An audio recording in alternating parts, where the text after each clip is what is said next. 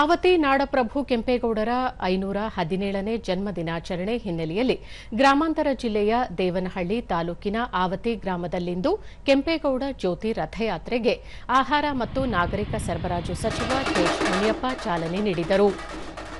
ಇದೇ ವೇಳೆ ಕೆಂಪೇಗೌಡರ ಪುತ್ಥಳಿಗೆ ಪುಷ್ಪನಮನ ಸಲ್ಲಿಸಿದರು.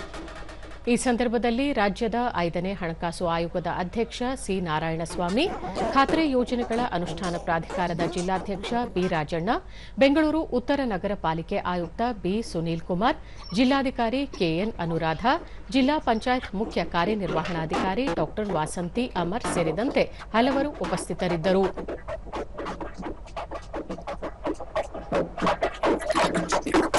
ಆವತಿಯಿಂದ ಬೆಂಗಳೂರಿನಲ್ಲಿ ನಡೆದ ಪ್ರಧಾನ ಕಾರ್ಯಕ್ರಮದವರೆಗೆ ಜ್ಯೋತಿ ಜಾಥಾ ನಡೆಯಿತು.